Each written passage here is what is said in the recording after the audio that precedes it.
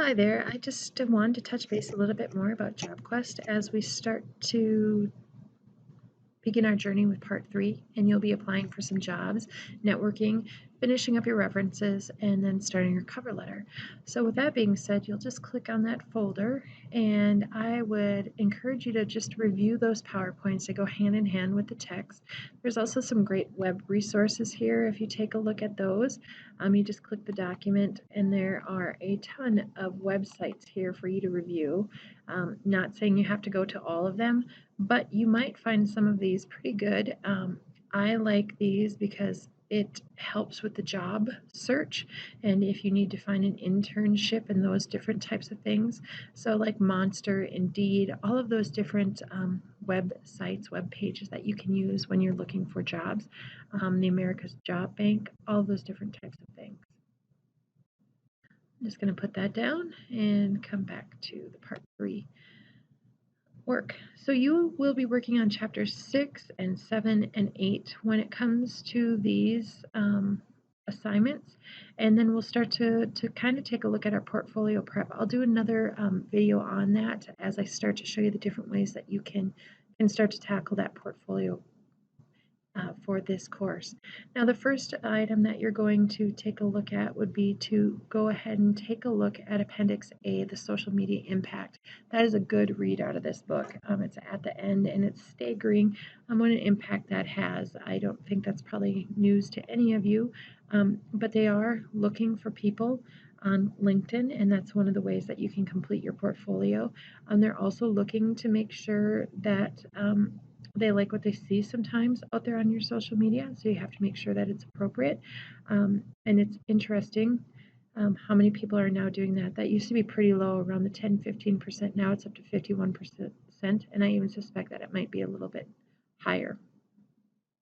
When we start to look for jobs, typically in this area, we still do a lot of word of mouth. That's true in many, many areas. Looking for those niches that will meet your degrees. But again, some of us might have to go to the Wisconsin Job Bank or the Minnesota Job Bank to find a position.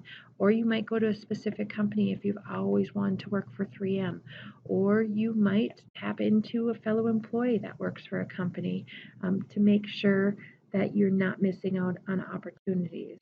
So, reaching out to people and connecting is a great way to find out about job openings, making sure that you're going to those sites, making sure you have notifications so you're not missing anything there.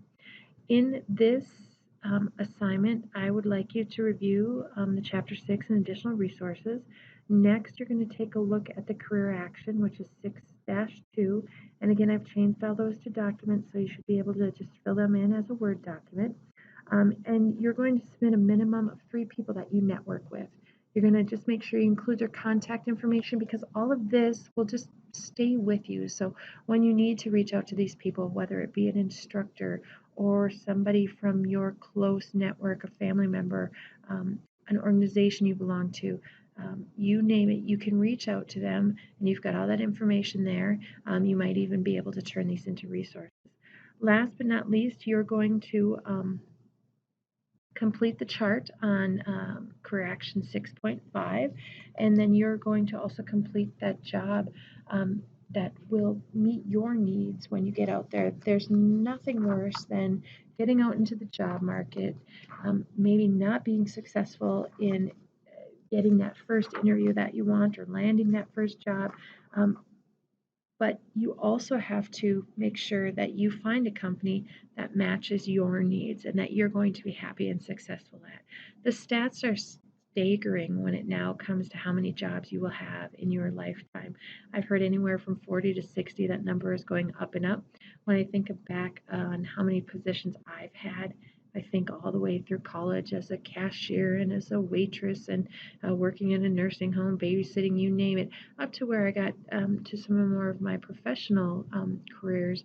Um, it's numerous, not in the 40 mark, but I've probably had around 15 different jobs.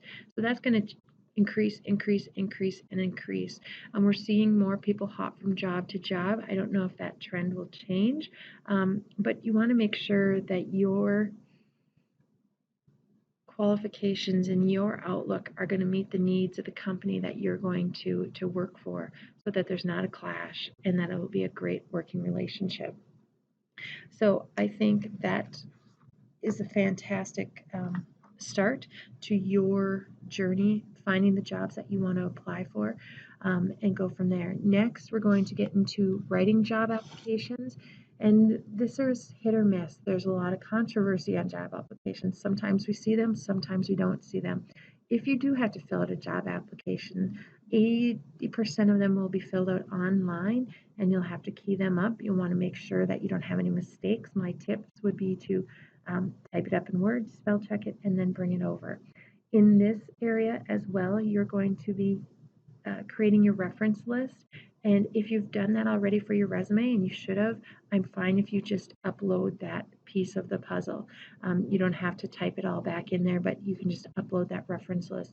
Last but not least is a paper application, and that's 7-3, and you can fill that out by hand. You can type it up, or if you would like, I always, in lieu of a paper application, allow students to use the WITC scholarship application, and that will be opening soon. And you can just go to the website right here, and you can just type in scholarship. I am not sure if they are open yet, but they will be soon.